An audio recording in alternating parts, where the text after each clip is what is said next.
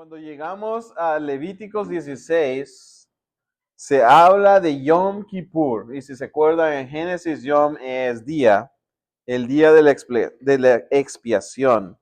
Y este día de expiación es el corazón teológico del libro de Levíticos y del antiguo pacto. Era el día, un día al año, donde el sumo sacerdote iba a entrar al lugar santísimo. No entraba solo por un pecado personal o por su propio pecado, pero entraba para representar a todo el pueblo dentro del lugar santísimo para hacer sacrificio y presentar sangre en, en el lugar santísimo. Eso significa que había un tiempo de preparación como sacerdote, un tiempo de preparación como el pueblo, un tiempo de preparación y todos sabían, en Yom Kippur, el sumo sacerdote va a entrar al lugar santísimo y si el pueblo no está preparado, el sumo sacerdote no va a salir con vida. Lo podemos leer, si alguien lo puede leer, en Levítico 16:34.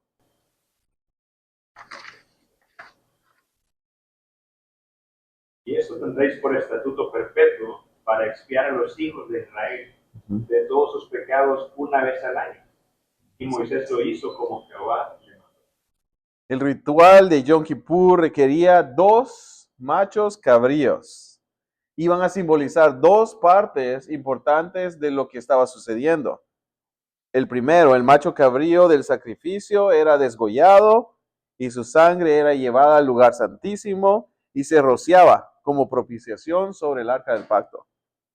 El significado era que la sangre cubre el pecado, satisfaciendo la santidad de Dios.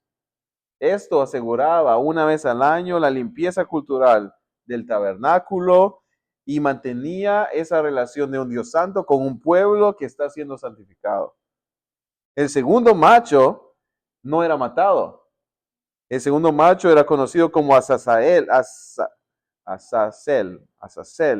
Era expulsado, era echado fuera del tabernáculo.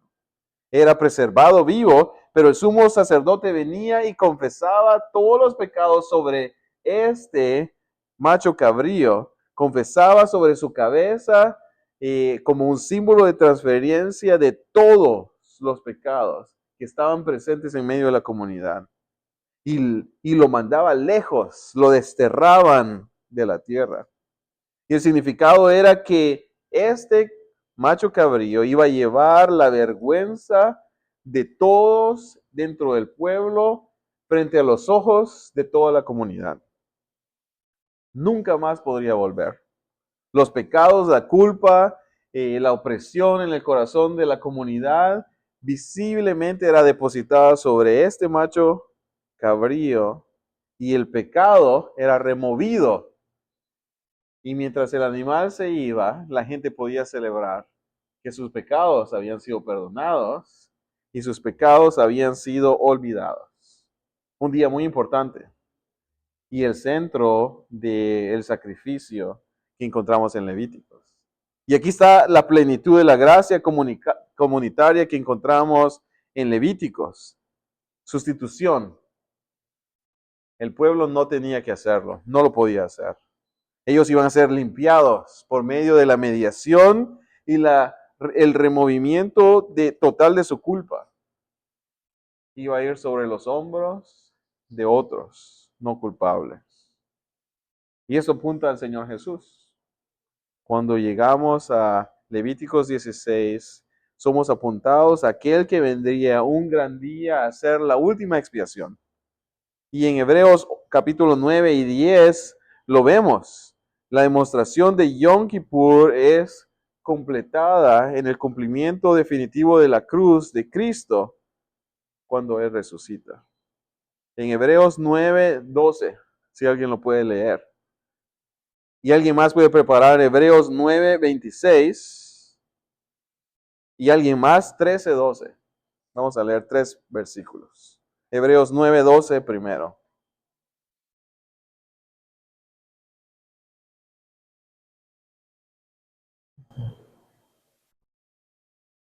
Sino por sangre de machos cabríos y de Cordero, sino por su propia sangre, entró una vez para siempre en el lugar santísimo, habiendo obtenido eterna redención. Aquí vemos Yom Kippur. Cristo, nuestra mediación perfecta, por su sangre perfecta, logra nuestra redención eterna. Ya no se necesita otro. Hebreos 9:26. De otra manera, no hubiera sido necesario padecer muchas veces el sacrificio del mundo. Mas ahora, en la consumación de los siglos, se presentó una vez para siempre por el sacrificio de sí mismo para abolir el pecado. Él no solo limpia nuestros pecados, pero Él los remueve. Él es ese macho cabrío que toma sobre sí nuestros pecados y los quita de en medio de nosotros para siempre, para ser olvidados, para ser perdonados. Hebreos 13:12.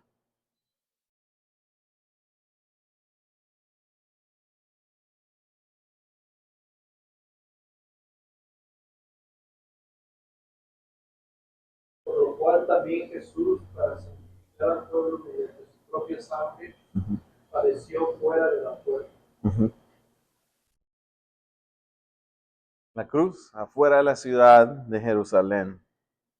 El recordatorio de ese macho cabrío Azazel cargó nuestra vergüenza, cargó nuestra culpa, crucificado fuera del campamento y lo llevó a la tierra del olvido. Ese es nuestro Señor. Cristo, el ejemplo de la gran expiación que Dios ha hecho para con nosotros. Por eso el profeta Miqueas en el capítulo 7:18 dice, ¿quién es Dios como tú, que perdona la maldad, que olvida el pecado del remanente de su heredad? El Señor, Dios Todopoderoso, perdona nuestros pecados, cubre nuestras fallas y remueve nuestra culpa para que ya no vivamos en vergüenza. Él nos llama precioso tesoro. Él nos llama sacerdotes. Él nos llama nación santa. Para nuestras vidas como gente que vive entre dos mundos, entre el mundo de esta tierra y el mundo venidero, el peregrino que viva bajo el peso de la culpa necesita escuchar estas hermosas palabras de lo que el Señor ha hecho. Aquellos que cargan con la vergüenza, el trauma, que encuentran dolor profundo y se sienten incapaces de venir a la iglesia porque son demasiados pecadores, que no van a tomar la Santa Cena porque creen que están llenos de pecado. El Señor les recuerda que podemos volver a Él, que en el Señor Jesús encontramos exactamente todo lo que se necesita para entrar a su trono y ser rescatados de nuestra propia vergüenza, para callar la voz del enemigo que dice, no te lo mereces, y oír la voz del Salvador que dice, mío eres tú. En los capítulos 17 al 26 entramos a otra parte del código de santidad. Y es que en este código de santidad, entre los capítulos 17 y 26, nos damos cuenta que el Señor ya estableció un camino hacia el perdón. Hemos visto los sacrificios. Ya hemos visto que estableció el vehículo por el cual lo vamos a hacer, los sacerdotes. Ya dio la instrucción divina de cómo tenemos que adorarle. Pero después viene la siguiente parte. ¿Cómo es el pueblo? ¿Cómo va a estar el pueblo capaz de adorar y vivir una vida santa al Señor? ¿Cuál es su ética? Esta sección va a describir cómo luce una comunidad que verdaderamente ha sido redimida y la cual habita en medio de una comunidad donde Dios está presente. Y lo que nos vamos a dar en esta sección de estos capítulos son 10 capítulos, del 17 al 26, es que la santidad no es una serie de prohibiciones. Dios no solo desea prohibir qué es lo que vamos a hacer, pero Dios invita al pueblo. Imítenme a mí, sean como yo soy, vivan una vida pública y privada de acuerdo a mi carácter. Y la frase recurrente continúa siendo la misma que el Señor dice, yo, vuestro Dios, es santo, sean ustedes santos. Esto es lo que Dios desea marcar en el corazón de cada persona que vive dentro de su comunidad. La ética del pueblo de Dios, este código de santidad tiene que afectarles en diferentes pilares de su vida. Este código es establecido para que sus vidas se miren diferente a la cultura. Sus vidas tienen que ser diferentes a las prácticas que ellos han visto en Egipto, alrededor del mundo. Ellos han sido transformados para que sean un nuevo pueblo. Levíticos 17, 11 y 12. Lo hemos visto, porque la vida de la carne está en la sangre. Nadie de vosotros comerá sangre. La sangre era importante para la vida del pueblo del Señor. La sangre marcaba el perdón de los pecados. Ahora ellos eran invitados a no vivir jugando con la sangre. Por eso eran invitados a no comer la sangre. Ellos tenían que respetar en absoluto la vida. No tenían que jugar con la vida ni siquiera cuando comían. La vida le pertenecía al Señor y el Señor deseaba que ellos supieran, respeten la vida, no jueguen con la sangre. La sangre ha sido el costo grande para pagar por sus pecados. No vivan consumiendo la sangre porque la vida está en la sangre. No coman ídolos. Vivan una vida que recuerda que la sangre tiene un propósito en sus vidas. Entonces, esa es el primer porción de la nueva ética del pacto. Ellos son llamados a respetar la vida. Y la sangre es parte de eso. El Señor los invita a que mantengan una nueva pureza sexual, porque la sexualidad no era un acto de consumo, pero era un rito pagano. Sus vidas ahora tenían que venir a ser esta creación que Dios había hecho, a su imagen, a su semejanza. Dios había creado en el jardín del Edén una pareja para que vivieran en integridad familiar. Dios entonces le está diciendo al pueblo, no vivan como el mundo lo está viviendo, no vivan en relaciones que rompen la estructura familiar o que imitan los cultos de fertilidad de los cananeos, o vivan una vida que busca preservar la vida. Levíticos 18:3 dice, no haréis como hacen en la tierra de Egipto, en la cual morasteis, ni haréis como hacen en la tierra de Canaán. Dios deseaba que el pueblo viviera de una nueva manera, ahora imitando la ley del Señor. Pero el Señor también los invita a vivir una vida de justicia económica y social, cuidando de los vulnerables, del prójimo, buscando crear protección y no explotación. Y el versículo clave es Levíticos 19:13, y dice, no oprimirás a tu prójimo, ni le robarás. No retendrás el salario del jornalero en tu casa hasta la mañana. Dios les está dando un mandato de integridad y justicia. El Señor está exigiendo honestidad a sus vidas, en sus negocios, en sus juicios justos, en los tribunales. Ellos tienen que demostrar la piedad y el amor y el cuidado que el Señor les ha ofrecido a ellos, no solo en la manera privada, pero en la manera pública. Por eso Levíticos 19:36 dice, no harás injusticia en el juicio, ni favoreciendo al pobre, ni complaciendo al grande. Con justicia juzgarás a tu prójimo.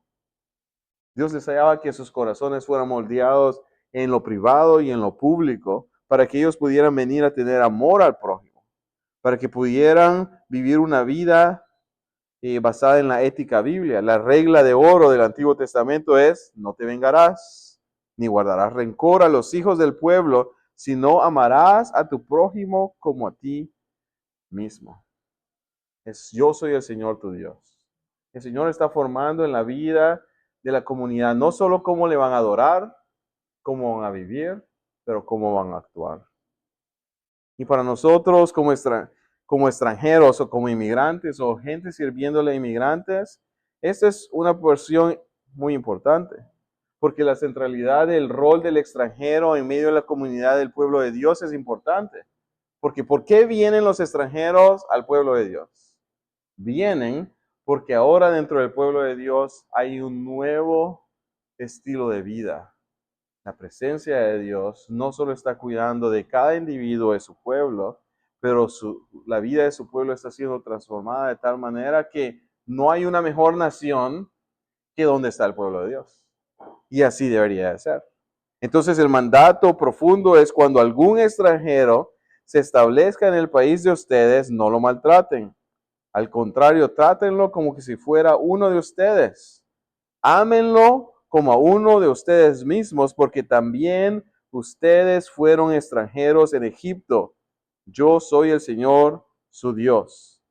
Levíticos 19, 33 y 34. Póngase a pensar en eso. Nosotros somos llamados a ser mejores ciudadanos que los ciudadanos de esta nación.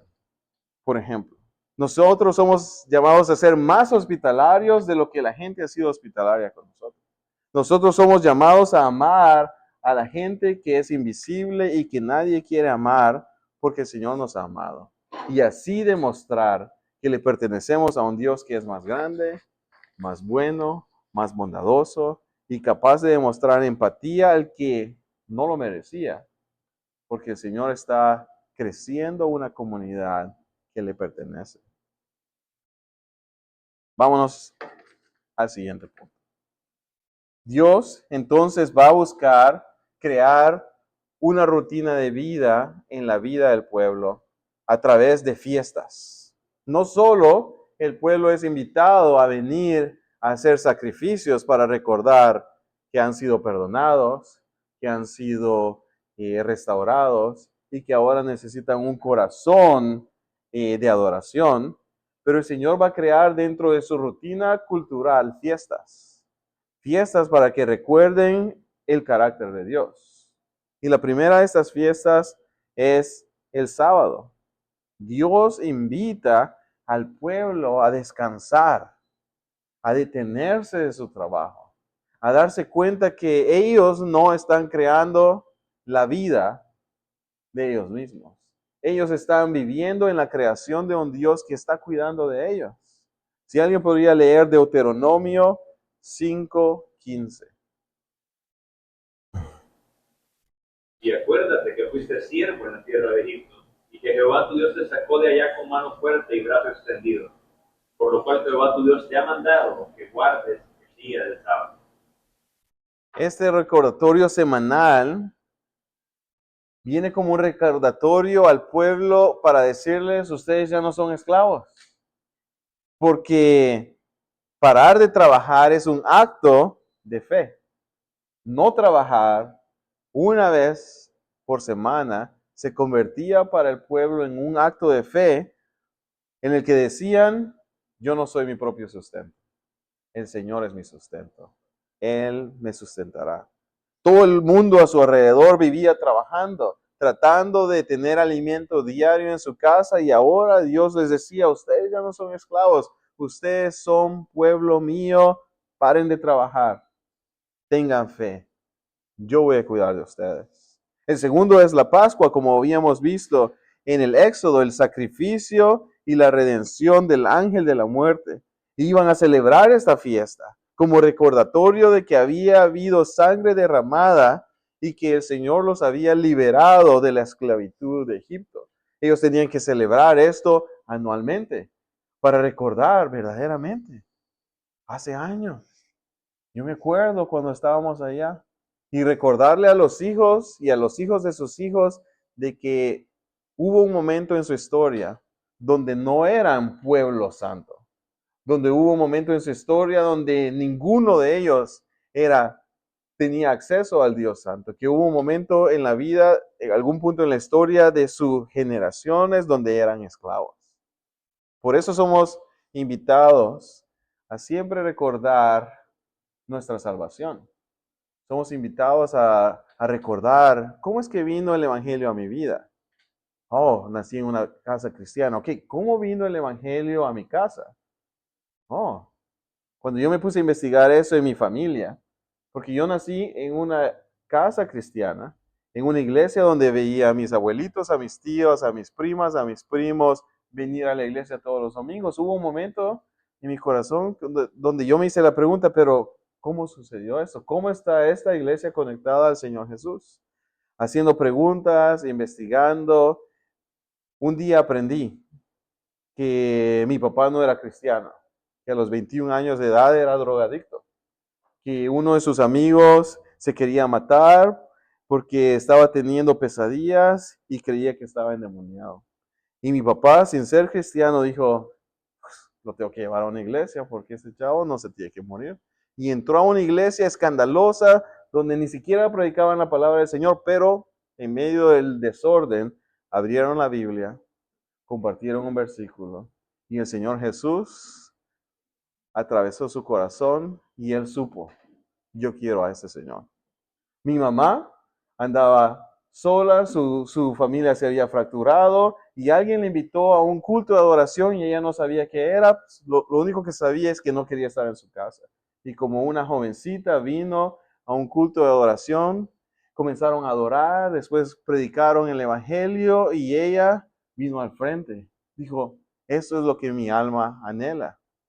Semanas después, su mamá también fue invitada a una santa cena y ella fue lista para ir a comer. Pero predicaron el evangelio, dieron testimonio del Señor y ella vino a la fe. Sus vidas fueron transformadas y en el proceso de sus vidas comenzaron a reflejar una nueva identidad y ellos compartieron el evangelio a sus familias. Y el Señor comenzó a salvar a sus hermanos, hermanas. Mis papás se conocieron, se casaron, sirvieron, plantaron iglesias. Y de repente, cuando yo vine a nacer, mi familia completa era una diferente familia. El Señor le decía al pueblo, recuerden y recuerden a sus hijos. Hubo un momento donde ustedes estaban separados de mí, pero yo vine por medio de la sangre, los protegí, los liberé, los rescaté. Como familias reformadas, somos llamados a recordar eso. Hubo un momento que nuestras familias no le pertenecían al Señor, pero ahora, hijo, busca al Señor, porque yo vine al Señor, porque tus abuelos vinieron al Señor, porque tus tatarabuelos conocieron que el Señor libera. Así transmitimos nuestra fe a las siguientes generaciones. Pero regresemos al texto. El Pentecostés de las primicias. Era una ofrenda del grano, como habíamos visto en los sacrificios. También había una fiesta de venir y ofrecer con gratitud al Señor por la provisión de su sustento. Cada año, hacer una fiesta y decir, Señor, hasta aquí nos has ayudado, hasta aquí has estado con nosotros. El día de expiación, como habíamos oído, era el día de la limpieza de todos los pecados. Pero el pueblo afuera hacía fiesta y celebración al ver cuando el carnero se iba llevando el oprobio del pueblo. La gente celebraba que habían recibido perdón y que había continuidad de la presencia de Dios. Porque al pecado salir de su comunidad, la promesa era, el Señor estará presente con nosotros. Y la última que está aquí era la creación de tabernáculos. El Señor invita al pueblo por una semana, no vivir dentro de sus casas, pero a crear pequeñas cabañas, pequeños tabernáculos afuera de sus casas, para que ellos recordaran el proceso de peregrinación. Habían vivido en el desierto, habían dependido de Dios. Y ellos y su casa tenían que hacer esto constantemente, todos los años, para recordarle a sus hijos y a los hijos de los hijos, hijos. Nuestros antepasados pasaron 40 años en el desierto.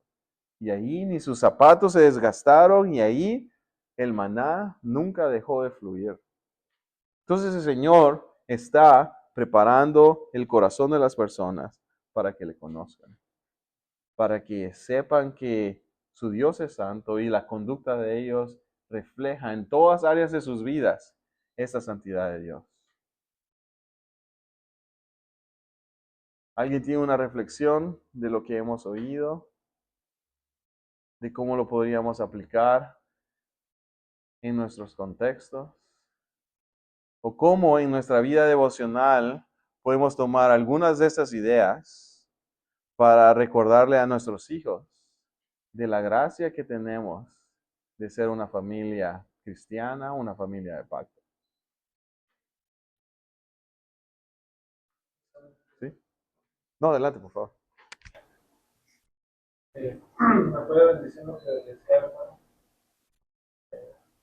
obviamente no se puede comparar, ¿no?, la Navidad Ujú, con ujú, este año he tratado de ser más intencional ujú, con mis hijos y algo que ahora puedo corregir basado en lo que estoy aprendiendo.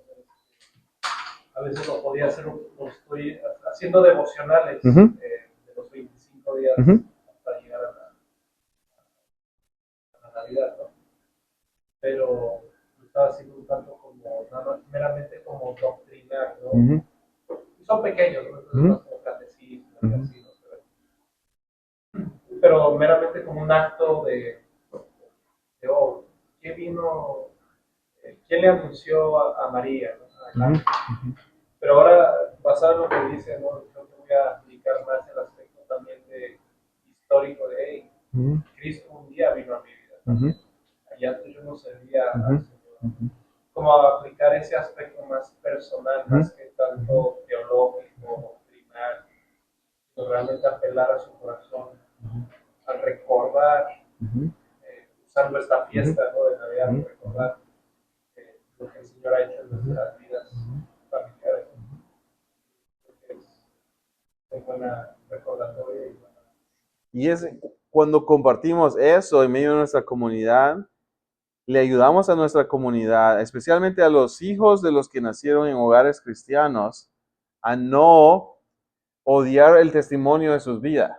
Muchos dicen, ay, yo no tengo testimonio, ¿verdad? Yo nací en una...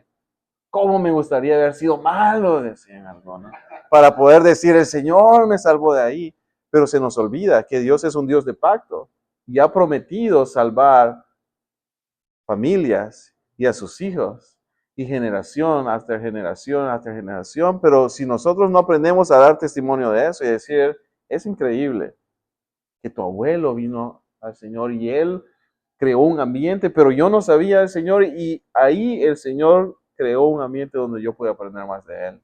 Y el Señor quiere que tú también corras a Él. Entonces nos convertimos en gente de pacto, pensando siempre en generaciones. La promesa del Señor es para mí, para mi casa, para los hijos de mis hijos. Así como los padres pueden decir, gloria a Dios, mis hijos están caminando con el Señor. Ahora pueden soñar en ser influencia a los nietos y comenzar a testificar de eso. Y Navidad es importante porque se celebra en ese país. Entonces se convierte en un vehículo donde nosotros como Pablo entramos al aerópago y decimos, hey, así como ustedes celebran aquí, pues déjenme decirles, este Dios invisible que ustedes no conocían, eso es lo que ha hecho por todos ustedes. Entonces tomamos el tiempo de Navidad para hablar de la venida del Señor, el adviento, la promesa de su venida, las promesas que encontramos en Isaías, y vendrá un niño. La promesa que encontramos en Génesis 3:15, vendrá y aplastará la semilla. Entonces conectamos a nuestros hijos y a nuestra comunidad a la realidad del pueblo del Señor. Ha vivido en expectativa. Y nosotros, ya que vivimos después de que el Señor ha venido, le recordamos a nuestro pueblo, el pueblo constantemente vive en expectativa del que iba a venir. Ahora el Señor ha venido, pero miremos esta expectativa. Nosotros deberíamos de utilizar la temporada navideña para recordar el adviento. El Señor ha prometido venir y sí lo hizo. Emmanuel ha venido y habitado en medio de nosotros. Entonces, esas fiestas le ayudaban al pueblo, didácticamente, teológicamente y en práctica. Porque entonces la práctica de quebrar el pan uno con otro se convertía en estamos en esta cabaña, de verdad. Nuestros antepasados vivieron en el desierto. El Señor ha estado con nosotros. Entonces, una buena reflexión. En Levítico 25 hablamos de una fiesta más. Y es la fiesta del jubileo. Es la fiesta de restauración. Y ese es el concepto más revolucionario que la ley del Señor trae y que ningún otro sistema de ley nunca consideró. Y este era la ley social de Israel, el año del jubileo. Cada 50 años se anunciaban buenas noticias. para la comunidad. Y se daban bellas imágenes radicales de un corazón de un Dios que siempre busca liberar a un pueblo que se esclaviza. Y comienza esta fiesta a prefigurar el ministerio de Jesús. El mandato del jubileo lo encontramos en Levíticos 25:10. Y dice, y santificaréis el año 50. Y pregonaréis libertad en la tierra a todos sus moradores. Ese año os será de jubileo, y volveréis cada uno a su posesión, y cada cual volverá a su familia. El jubileo declaraba el reinicio social, el reinicio económico, el reinicio obligatorio. Todo aquel que había perdido sus posesiones, todo aquel que había quedado esclavizado por la deuda, todo aquel que había perdido algo que el Señor les había dado, iba a regresar. ¿Y cuáles eran las cosas que regresaban? La tierra era devuelta, las propiedades que se habían perdido por pobreza, por malos hábitos, regresaban a sus dueños originales. La ley le recuerda a la gente que la tierra le pertenece a Dios. Nosotros solo somos administradores temporales, peregrinos de lo que el Señor nos da. Si el Señor está bendiciendo nuestra casa, no es nuestro dinero, no son nuestras posesiones, no son nuestros talentos. Dios es el que nos ha dado la oportunidad de administrar lo que temporalmente nosotros poseemos. Y en el año del jubileo se celebraba eso. Aunque fui mal administrador y perdí mi casa por 50 años, el Señor prometía, cuando venga el jubileo, el Señor te dará de nuevo lo que habías perdido. No solo la tierra era devuelta, pero deudas eran perdonadas, se cancelaban las deudas impagables que esclavizaban a las personas, de repente recibían perdón.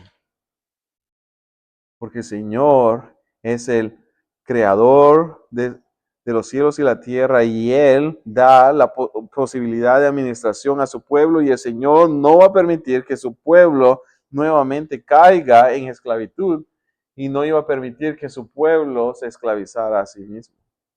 Y los esclavos eran liberados. Deudas perdonadas, tierra devuelta y esclavos liberados. Los hebreos que se habían vendido por su pobreza, aquellos que se habían dado en paga de sus deudas, recibían libertad y eran restaurados, ahora no más como esclavos, pero como familia, como heredad. Y esto es nuestro Dios. Para nuestras comunidades, es una buena promesa para el futuro que encontramos en el reino del Señor. Cuando nuestra gente está cansada, endeudada, marginada, el jubileo del Señor, la gracia del Señor, como la comunión con el Señor Jesús, verdaderamente promete restauración. Porque el Señor no desea que vivamos en pobreza ni esclavitud generacional. Él desea que salgamos de eso. El principio de que la tierra pertenece a Dios quita la tiranía de la propiedad privada absoluta y promueve justicia en el reino del Señor. El Señor desea que vivamos en comunidad. Por eso la iglesia del Nuevo Testamento comienza a considerar que lo extra que yo tengo lo voy a compartir con mi hermano. Y las comunidades tenían todo en común, dice la palabra. En un recordatorio de su estatus temporal, el Señor les recuerda que Él es eterno. Él es el dueño de todas las cosas. Entonces, vemos que las celebraciones también ayudaban al pueblo a venir a ser más santo. La santidad no solo era en el culto del día que iban a hacer el sacrificio, la santidad les pertenecía a ellos en todo momento. El Señor Jesús se presentó como el cumplimiento de este principio de liberación cuando Él abre en Lucas 4, 18 y 19, Él abre Isaías 61 y dice, este es el año agradable del Señor. El jubileo definitivo había venido. El Señor vino a liberar, a transformar, a cancelar las deudas, a cancelarlas totalmente, y en la cruz Él paga por nuestras deudas. Él viene a proclamar libertad. Ya no somos cautivos, esclavitud espiritual. El Señor viene a pagar por nuestro pecado, por el temor de la muerte, y nos da y nos obsequia acceso a su familia. Nos hace herederos porque nos ha adoptado. Nos da una herencia eterna y recibimos esa herencia que es incorruptible, como dice 1 de Pedro 1:4. Ahora somos su posesión. En el Señor Jesús encontramos ese verdadero jubileo. Y nuestra comunidad necesita escuchar esa realidad. Para terminar, tenemos 11 minutos. Voy a ver aquí. Suficiente tiempo para hablar de esto. ¿Cómo vemos el Evangelio en el libro de Levíticos? Lo que podemos ver es un altar en Levíticos, pero atrás del altar vemos su gracia. Al concluir nuestro estudio de Levíticos, podemos recordar que muchos ven Levíticos y lo ven como un manual bien extraño de reglas antiguas, extrañas, que no se aplican nada más a nuestras vidas. Pero cuando nosotros nos damos cuenta de Levíticos y del corazón atrás del sistema, Dios preparando a una comunidad para que vivan una vida santa, nos damos cuenta que Levíticos es el libro del acercamiento. Dios desea acercar a su pueblo al Dios que es santo.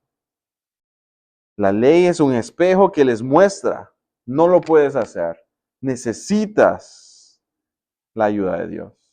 La santidad revela nuestra necesidad. Levíticos destruye la idea de nuestra capacidad de automejorar nuestras vidas. Nos damos cuenta que entre Dios, que es santo, santo, santo, y nuestras vidas existe un abismo que nos separa. La lección es la que oímos en Levíticos 19. Dios ha intervenido externamente y ha traído a aquel que va a dar su vida para que nuestros pecados sean perdonados. Él va a tomar nuestra culpa. El Salvador ha venido para otorgarnos el favor para que entremos a la presencia del Señor. El sacrificio revela el amor costoso de nuestro Dios. Nuestra salvación es muy costosa. Y cuando hablamos de que nuestra salvación es muy costosa, hablamos de que el amor de Dios es sacrificial. El amor sin sacrificio no es verdadero amor. El sacrificio sin amor es tiranía. En la cruz vemos el amor sacrificial. El altar y la sangre nos enseñan que el perdón y el precio que el Señor Jesús ha pagado en la cruz fue muy costoso. Eso nos debería dar conciencia del pecado y buscar constantemente decirle, Señor, ten misericordia, permíteme matar al viejo yo y vestirme de Jesucristo. La lección es que la gracia no es barata, es sangrienta. Y el sacerdote revela a nuestro mediador. Necesitamos al Señor Jesús que entre por nosotros al lugar santísimo. Necesitamos a Cristo como sumo sacerdote. Él nos trae a la presencia del Señor porque Él se ha ofrecido como sacrificio. Necesitamos a aquel que va a perdonar nuestras vidas y nos recuerda que hemos sido perdonados. Cuando pecamos necesitamos correr a la vida de nuestro sumo sacerdote y decirle, Señor, recuérdame. Y cuando confieso mis pecados, eres fiel y justo para perdonarme. Cuando la culpa, el trauma, el estigma del pasado viene a nuestras vidas o en medio de nuestra comunidad, Cristo es el que ha cargado nuestra vergüenza. Él ha sacado nuestra vergüenza fuera del campamento. El Señor nos invita a que nos demos cuenta que Él desea vivir en medio de nosotros, que Emmanuel ha venido a residir en medio de nosotros. Que el problema era que Dios es santo y que Dios quiere habitar en medio de nosotros, pero nosotros somos pecadores y no podemos vivir en la presencia del Señor. Pero el Señor ha traído una solución. Él ha traído sacrificios y sangre. En Jesucristo encontramos nuestro sacrificio perfecto y Él ha derramado su sangre. Y ahora por medio de su ley nos invita a que entendamos cómo se vive una vida de santidad. Ahora el Señor nos da su Espíritu Santo para que nos recuerde su palabra, para que vivamos una vida que le refleja a Él. Tenemos el sacrificio perfecto en Cristo, tenemos el sacerdote eterno en Cristo, hemos obtenido la pureza por medio de Cristo y no vergüenza, y ahora tenemos comunión plena con Dios. Jesús es el tabernáculo, Él es el sumo sacerdote, Él es el sacrificio perfecto. ¿Y quién nos podrá separar de su amor si estamos encontrados en Cristo Jesús? Cuando venimos a los libros del Pentateuco, podemos respirar con gozo al saber que Él nos amó, que Él envió a su Hijo y que Él nos invita a vivir en comunión con Él. Que Él es santo y Él está santificando nuestras vidas. Y que un día vamos a oír la voz de nuestro Salvador decir: buen trabajo, has sido un obrero fiel, no por nuestras propias obras, sino por lo que Él ha hecho. Entonces vemos que el Levítico es el manual de la gracia que hace posible que el Dios Santo tenga comunión tenga comunión con nosotros. Que Él ha cumplido esa promesa de acercarnos a Él por medio de nuestro Señor Jesucristo. Los invito a que oremos esta noche y terminemos este día. Señor, te damos gracias porque tu ley es perfecta. Porque en tu ley nos revelas lo que has estado haciendo para restaurar, para rescatar, para redimir un pueblo que estaba en esclavitud. Gracias porque nos has rescatado. Gracias porque pagaste el precio de nuestra salvación. Gracias porque tomaste sobre ti mismo la carga de nuestros pecados. Gracias porque nos limpiaste. Gracias porque agarras nuestros pecados y los llevas más allá como el este es del oeste y te olvidas de ellos. Gracias porque estás santificando nuestras vidas. Te pedimos, Señor, que nos permites estar agradecidos de tal manera que nuestra vida cotidiana refleja que estamos siendo santificados, pero que nuestra vida de servicio ante ti también refleja que hemos sido santificados por la sangre del Cordero. Permítenos descansar, permítenos estar con nuestras familias esta noche y solo dar gracias por la obra que has hecho a favor de nosotros. Permítenos participar en darle a conocer a este mundo que hay perdón para sus pecados y que tú estás dispuesto a llevar sus cargas para que ellos vengan a ser herederos, pueblo santo. Te lo pedimos en el nombre de Jesús. Amén.